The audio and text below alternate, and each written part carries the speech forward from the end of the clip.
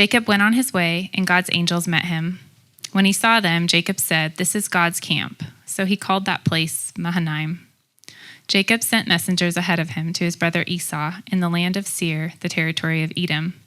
He commanded them, "You are to say to my lord Esau, 'This is what your servant Jacob says. I have been staying with Laban and have been delayed until now. I have oxen, donkeys, flocks, and male and female slaves. I have sent this message to inform my lord in order to seek your favor." When the messengers returned to Jacob, they said, "We went to your brother Esau. He is coming to meet you, and he has 400 men with him." Jacob was greatly afraid and distressed. He divided the people with him into 2 camps, along with the flocks, herds, and camels. He thought, "If Esau comes to one camp and attacks it, the remaining one can escape." Then Jacob said, "God of my father Abraham and God of my father Isaac, the Lord who said to me, 'Go back to your land and to your family, and I will cause you to prosper.' I am unworthy of all the kindness and faithfulness you have shown your servant. Indeed, I crossed over the Jordan with my staff, and now I have become 2 camps. Please rescue me from my brother Esau, for I am afraid of him. Otherwise, he may come and attack me, the mothers, and their children. You have said, 'I will cause you to prosper, and I will make your offspring like the sand of the sea, too numerous to be counted.'" My name is Joel. I'm a member here at New Eden, along with many of you. I also get to serve as one of the pastors and elders here among our church body. It is a joy to be gathered with you all this morning as God's people. My brain's a little scattered this morning, so you'll forgive me. I was running a little bit late this morning because on a whim, last minute, I decided to take my son to the Georgia-Alabama game last night. So, I don't know, we got in around 1:30 in the morning last night, but I'm still thankful to be here, so. It was great. Just Friday, I was like, a buddy of mine put tickets that he had on Facebook, and I was like, what the heck, let's do it. So I went by the school to just tell him about it, and of course, he was just so excited. And what I love about kids is, I don't know if you've noticed this, but no matter how expensive the gift, no matter how much work it took, they have no problem just kind of receiving it. They just kind of take it. Not too long ago, my sister took Everly to her first concert. I think she's really working to keep the favorite aunt title, and she's winning right now, according to Everly. If my other sister's listening, I'm sorry. But anyway, so we checked her out of school early.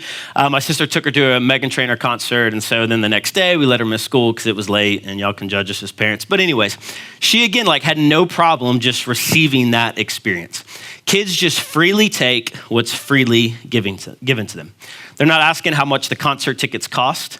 They're not worrying about whether or not it's a good idea to miss school and if they're going to miss out on their education. They're just like, let's go. And not only that, they'll also freely ask for more. It doesn't matter how much the tickets cost, right? You go take them to a football game, you're going to get asked for a new hoodie or something. You take them to a concert, you're going to get asked for merch. Go to the movie theaters, you're going to get asked for, snacks or whatever. They just have no problem with it.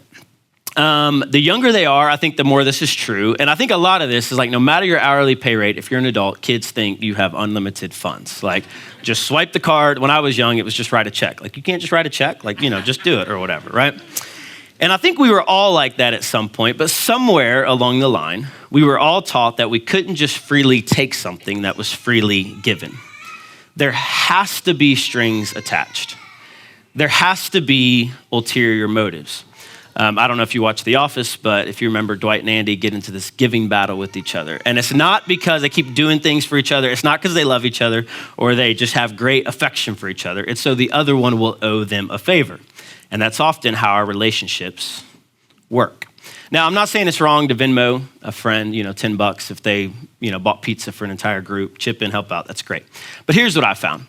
When the relationship is most real and free, there is less keeping score involved. If I'm hanging out with someone at the golf course, I don't have to charge $10 for the cigar they take from me because I know they're going to get my lunch next week when I forget my wallet in the car, right? It's going to pan out. But often we operate our relationship with God based on an earning type of mindset.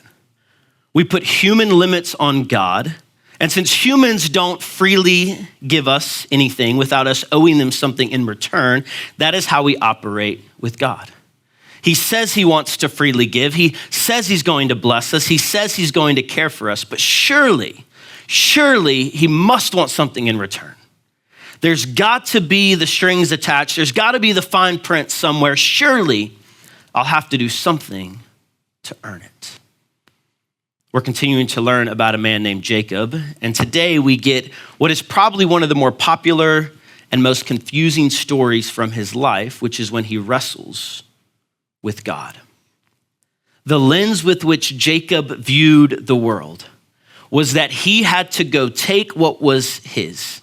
He had to earn everything that he needed or wanted, and once he got it, he had to hang on it. It's a dog-eat-dog world. But through a wrestling match with God Almighty, we get a glimpse into a man who is slowly, and against his own will at times, being transformed.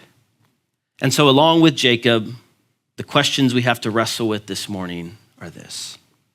What if the life that God invites us into really is not for his benefit, but for ours? And what if he freely offers that life without anything in return?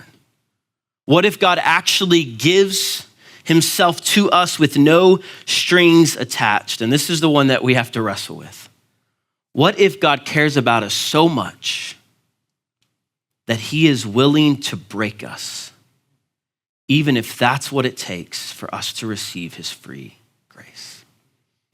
So today we're doing what we normally do, which is preach expositionally through the Bible.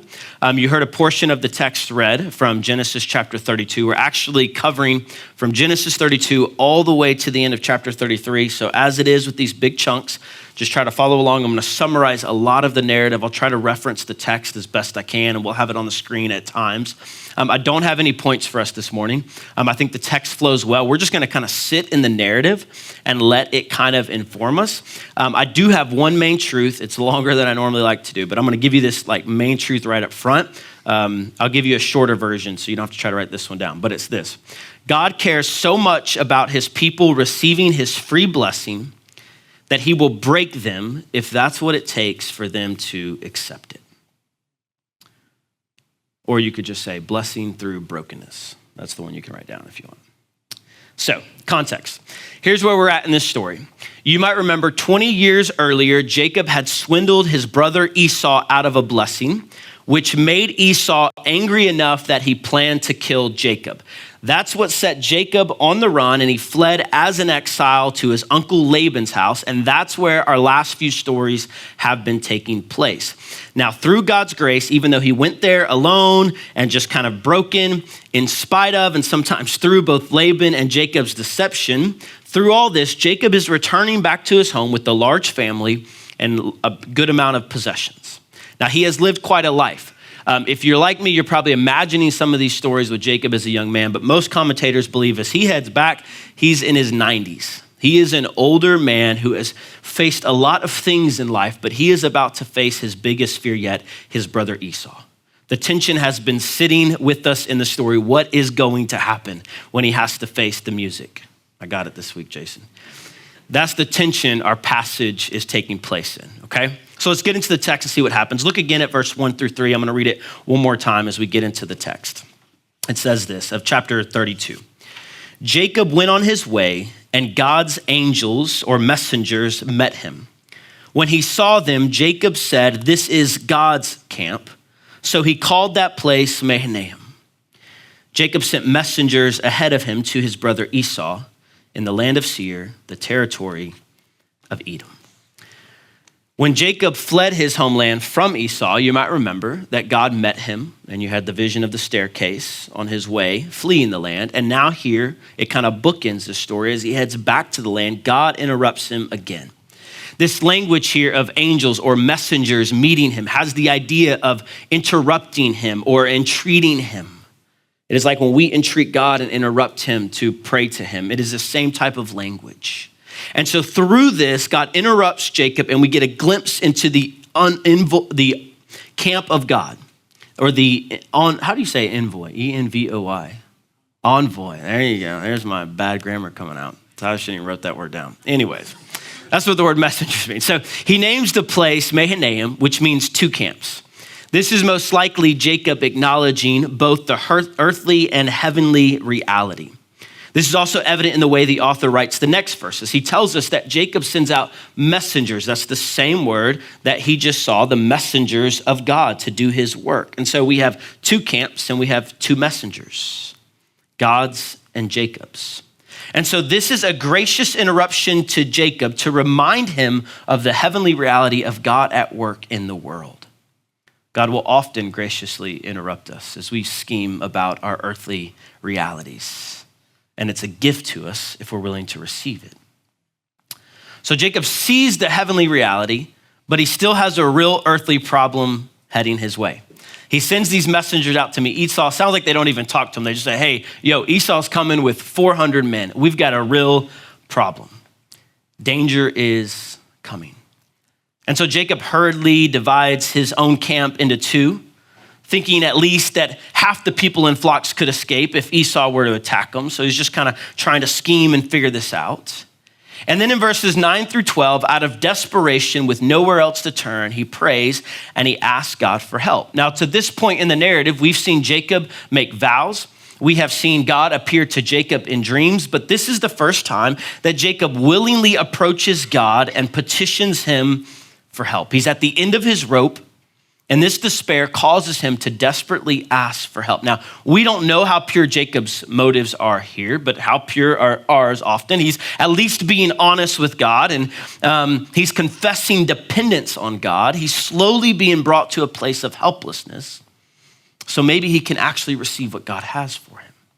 But there's an irony here. He prays and asks God, and then he turns around and gets to work coming up with the great plan to appease Esau.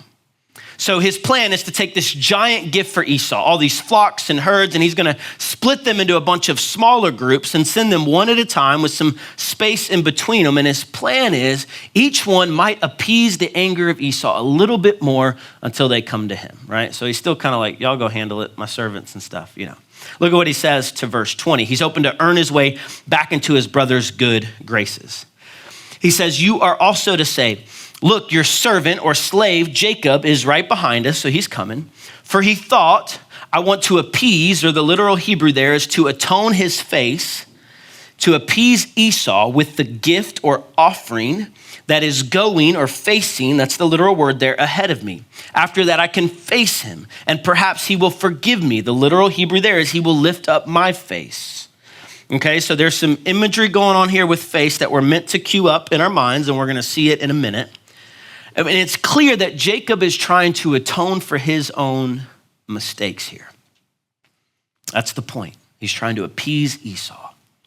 So everyone is sent on ahead, including his own family. They cross a stream named Jabbok, which was a stream that emptied into a larger body of water. Its name means emptying, like it's being emptied out. And it's here, right before this spring, right before he meets Esau, that he meets God, and he gets into a wrestling match with him. The context here is no accident. Jacob is himself being emptied by the stream whose name means emptied. He is being brought to dependence. It makes it clear that this is at night, that he's all alone, pondering the results that his striving and conniving has brought him through the years. And so if Jacob didn't get the first interruption with the messengers of God, then God himself shows up to make sure he'll get this one. And look at verse 24 with me. We're going to read this whole section down through verse 31. It says, Jacob was left alone, and a man wrestled with him until daybreak. When the man saw that he could not defeat him, he struck Jacob's hip socket or thigh socket as they wrestled and dislocated his hip or thigh. Then he said to Jacob, let me go, for it is daybreak. But Jacob said, I will not let you go unless you bless me. What is your name? The man asked. Jacob, he replied. Your name will no longer be Jacob, he said. It will be Israel, because you have struggled with God and with men and have prevailed. Then Jacob asked him, please tell me your name. But he answered, why do you ask my name? And he blessed him there.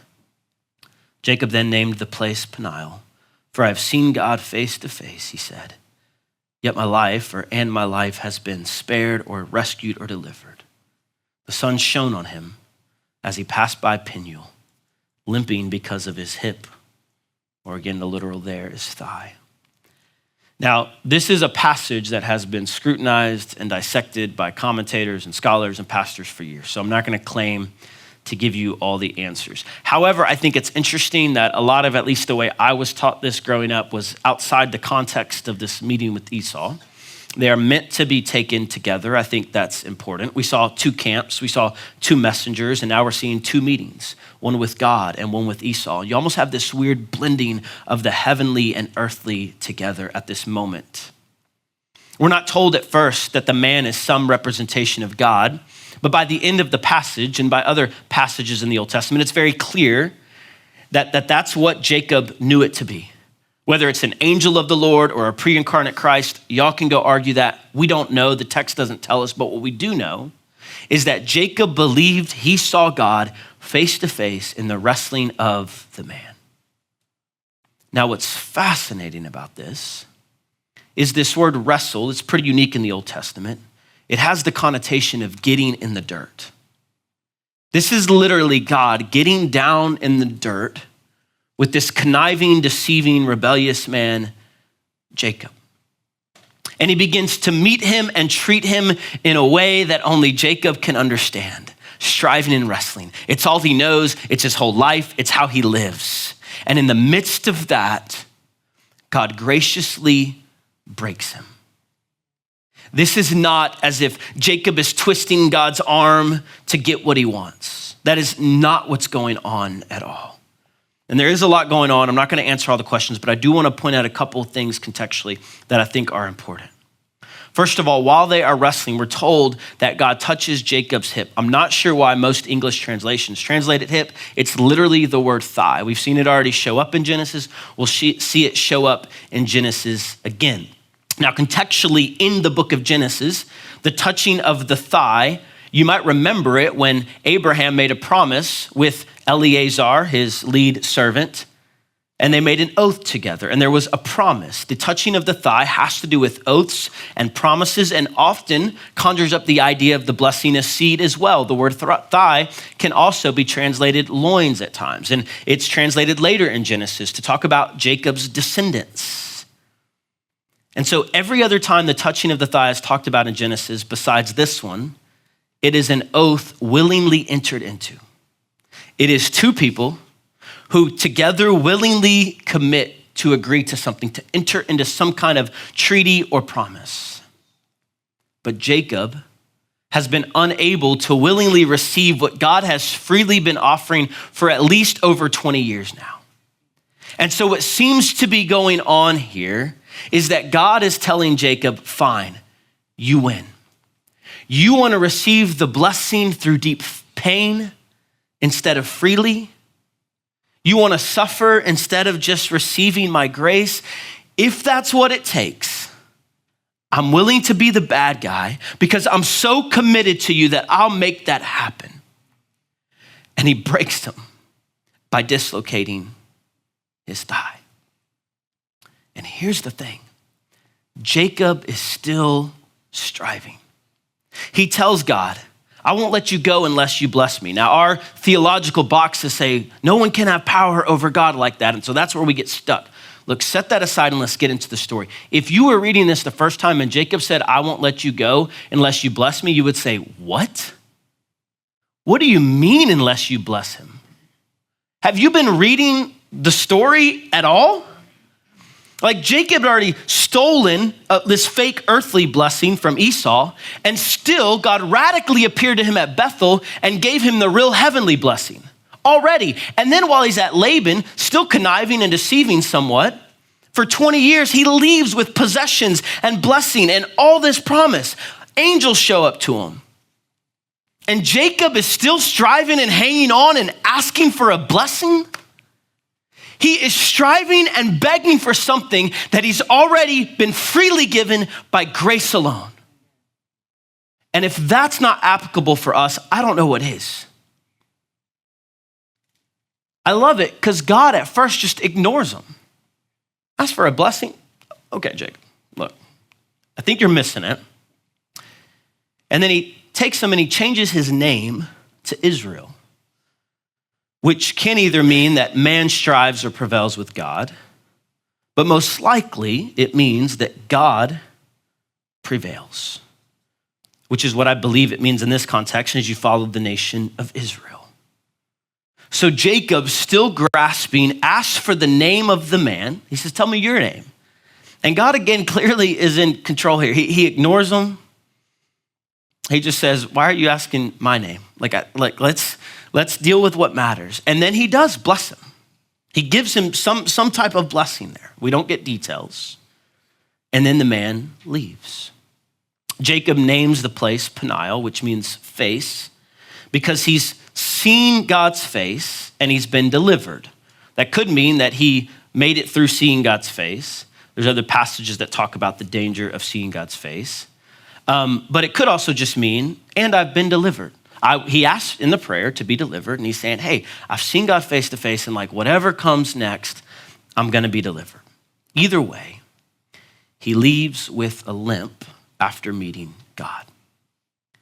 He had to be broken for him to start understanding what it means to receive free grace. This is out of love for Jacob. God interrupts him, breaks him to a point where he can start to receive healing, and it's to a point that he can't hide it. He leaves this meeting going to the thing he's feared the most, to another meeting with Esau with the limp. And it's right away. Look at verse 1 of chapter 33. This is right after dawn breaks, man's gone. Now Jacob looks up, this is very abrupt, and saw Esau coming toward him with 400 men, right? So cue the suspenseful music in the movie, and you see these 400 men coming over the desert plains, right? That's what we're seeing here. What's going to happen? The day has dawned. Jacob is a broken, desperate, lonely man.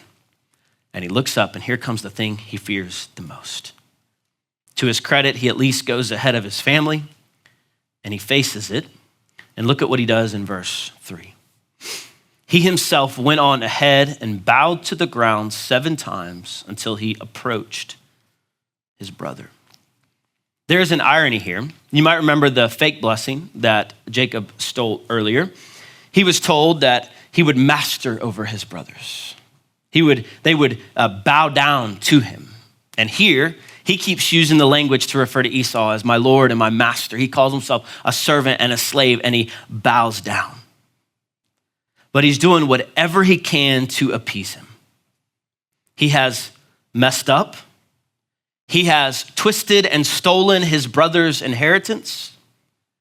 He went off to a far country, and now he's returning just hoping to be a servant in his brother's house, hoping to have his life spared.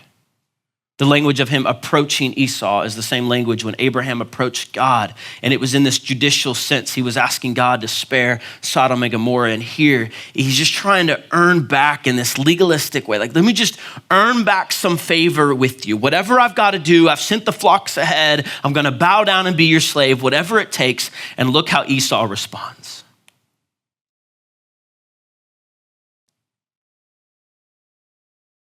But Esau ran to meet him,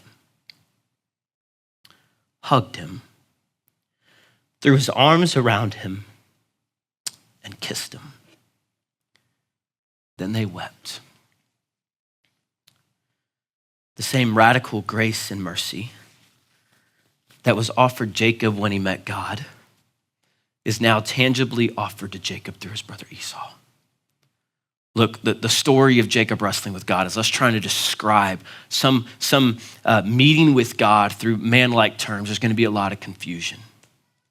But if that wasn't clear to you, if that wasn't enough, it's no accident that Jacob says when this happens, that Esau, seeing you today is like seeing the face of God.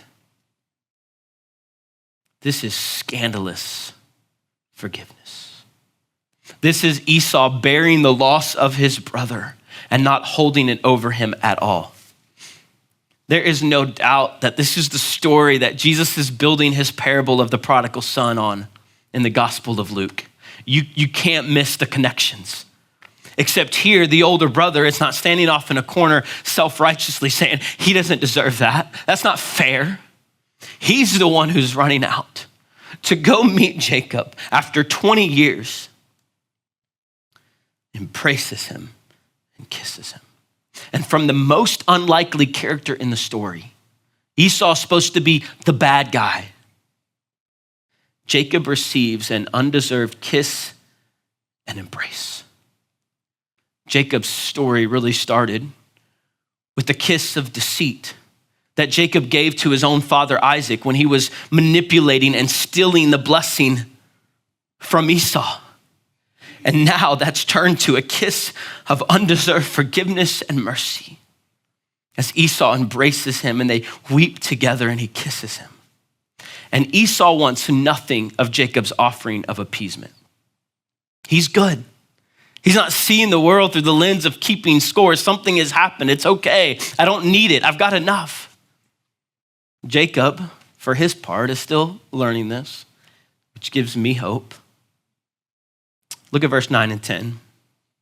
Esau's like, I have enough, my brother. Keep what you have. But Jacob said, no, please, make me feel better. If I found favor with you, take this gift from me. For indeed, I have seen your face, and it is like seeing God's face since you have accepted me. Please take my present. That literal word there is blessing. The same thing he was asking God for. Take my blessing that was brought to you because God has been gracious to me and I have everything I need. So Jacob urged him until he accepted. Up to this point, the word that Jacob has been offering to Esau has been gift or offering. But here it's literally the Hebrew word barak, blessing, which is exactly the language that Esau used when he threatened to kill Jacob. He said, Jacob has taken my blessing. And here in this restoration story, Jacob says, take my blessing. And if the connections between this meeting and the one with God by the brook weren't clear enough, again, it's explicit. Jacob says, I've been accepted by you, and that's like seeing the face of God. And sometimes, and I love the way God is willing to work through this, it takes us receiving radical mercy from another human in our lives. And that can only come through the Spirit of God working because it's not deserved. And forgiveness means that person bears loss. They take the pain on themselves. But when that happens, sometimes that's the path to beginning to believe that God might actually be better than we could ever believe. And he might show radical mercy as well. Now, Jacob still struggles. I would love to tell you from this point forward that he's an absolutely changed man. But even in this own passage, we're not going to take time to expound it all, but he deceives Esau a little bit. He tells him, go ahead. Esau wants to go on a journey together and dwell together. And he's like, I'll catch up. And he never does. He goes on his own way. I don't know if he was just so scared of receiving free grace that it couldn't be true. I don't know how he's operating. But he does get to Canaan and he purchases a piece of land, the first land that we've seen purchased in the promised land since Abraham purchased a burial plot. And so there's some foreshadowing going on, but also he sets up an altar, which is something we saw Abraham do quite a bit. But look at what he calls it. Genesis 33:20. And he set up an altar there and he called it God, the God of Israel. Up to this point in the narrative, Jacob has only referred to God as the God of his father Abraham and his father Isaac. But something's beginning to shift and he's still struggling to receive free grace. But God is now his God. And that's enough. Now, if we're making this story about Jacob, again, we're going to have a hard time putting a neat and tidy bow on it. Human reality and earthly realities and human characters are very complicated. I don't have to tell y'all that. Y'all are all very complicated people, myself included. But if this story is about what it's like to see and experience the face of God, then it can serve as an incredible encouragement to us. God graciously interrupted Jacob and broke him in the night all alone so that he could then bind up his wounds and extend radical grace and mercy through his brother Esau. Like there are so many gospel pictures here. I don't even have time to cover them all. The prophets speak often of God breaking his people so he can bind them up. It's a very heavy, weighty passage. He talks of wounding his people so that he can heal them, casting them out so he can bring them back in. And I used to read those passages and I'm like, why is that necessary? Just leave them alone. If you don't break them in the first place, why would they need to be bound up? If you don't wound them or strike them, why would they need to be healed? But I think the story begins to strike at the heart of the mystery of when the unstoppable force of God's love comes against the immovable object of man's rebellion. God so wants to give his people himself that he will break them if that's the only way they'll receive it. I need you to hear this. No matter what you've been told, no matter what you've been taught, God does not wound us because he's simply out for blood. He wounds us because he is out for union with us. He is out for our good. And if we won't freely receive his gift, if all we know is earning and striving and bargaining, he is gracious enough to bring us to a place where we are so hopeless, where we don't have any more bargaining chips. We don't have anything else to bring to the table but our own brokenness and our own lame bodies, so that we have no choice but to freely receive his grace. And I understand that there's a mystery here, and I understand that there can even be some uncomfortableness here. But for those of you in here who walk with a spiritual limp, so to speak, you know exactly what I mean. And it's like terrifyingly beautiful.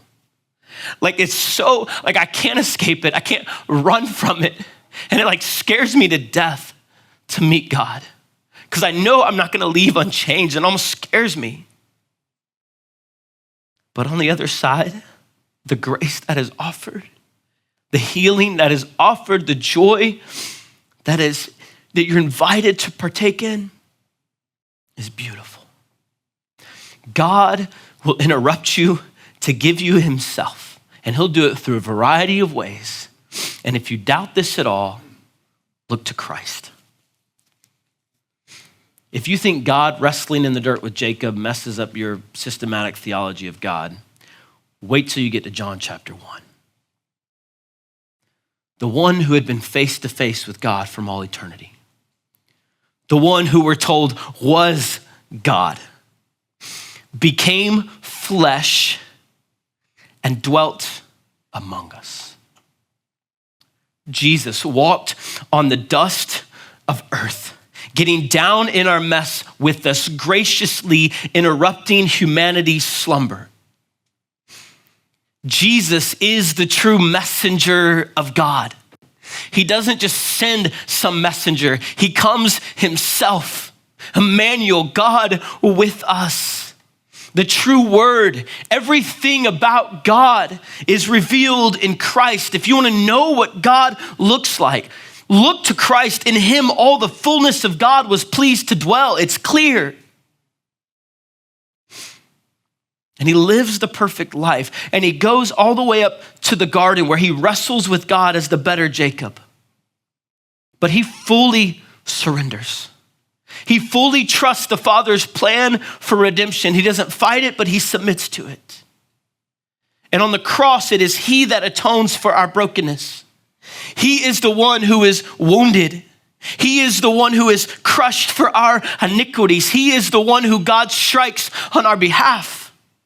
His side was pierced. He receives what should have been ours. And he hangs on a cross to bear in his body the full brunt of evil and death and sin and division. God could have struck a death blow to Jacob, but instead that was reversed, and he willingly takes it on himself. And he's buried in a tomb all alone in the dark. But hell is no match for him. So on the third day, he walks out of the tomb alive. And if you ever doubt that God can bring beauty and blessing through incredible brokenness, look no further than the cross and resurrection of Jesus. And through this gospel work, he brings about ultimate reconciliation. He unites all things to himself in heaven and on earth. The thing God was after, which is union with humanity, is now made possible through the work of Christ. There are no more two camps, heaven and earth over here. The final vision we see is heaven coming down to earth and all things being reunited and made one, made new. And because of his work, this radical grace that is undeserved is offered to every single one of you. And seeing Jesus isn't just like seeing the face of God, it's actually seeing his face. And the forgiveness and the mercy that he offers us, the offense to God is like so far and above what Jacob did to Esau. But the mercy and the grace is so far above what Esau could ever offer. And whether you think it's too good to be true or not, like God's face towards you is atoned for. It's taken care of. You have the smile of God. What Jacob tried to earn, the lifting up his face by Esau, he says, maybe Esau will lift up my face. It is freely offered you, so lift your head, weary sinner. You are forgiven and you are rescued. And this truth actually begins to transform us. God so wants to offer this to you that he will give you a lifelong limp if he needs to. Because here's the thing too. He knows it's not going to stay that way. He's going to return to make all things new. The lame will dance. The weeping will shout. The mute will sing. The deaf will hear. The dead will live. All things will be reconciled. All tears will be wiped away. There will be no more mourning, no more crying, no more pain. The former things will have passed away. And somehow we'll be able to look at that and call it a light momentary affliction. And I know in the here and now, it doesn't always feel like that. And I'm not even saying that every bit of suffering is from your own sin. Sometimes it's just from the sin in the world around us. But all that will be dealt with. And in the here and now, by the power of the Spirit that dwells within us and through stories like the one we read today, maybe we can slowly learn to quit striving and quit earning and simply receive the grace that's offered us. Like a child going to their first concert. They're not in the car thinking, what do I got to do to pay this back? Going on an expensive vacation, having no idea how much the parents saved and worked and earned. They just simply enjoy it. No more waiting for the other shoe to drop. When's the negative thing going to happen? When will the scales balance out? I can't deserve that. Simply receiving and enjoying. And when we don't, when we strive and we work and we end up broken and alone and with the limp, we can still be grateful because I promise you, God will meet you there. As Charles Spurgeon said, I have learned to kiss the waves that throw me up against the rock of ages. And here's the thing, throughout all of Jacob's life, I still don't know how much he got it. He seems to have issues until the day he dies, and you'll see it. But here's the good news. God never forsakes him. Through the ups and downs, the breaking and the binding, the wounding and the healing, Jacob's story is all of grace. I want you to look at how his story ends in Genesis 49.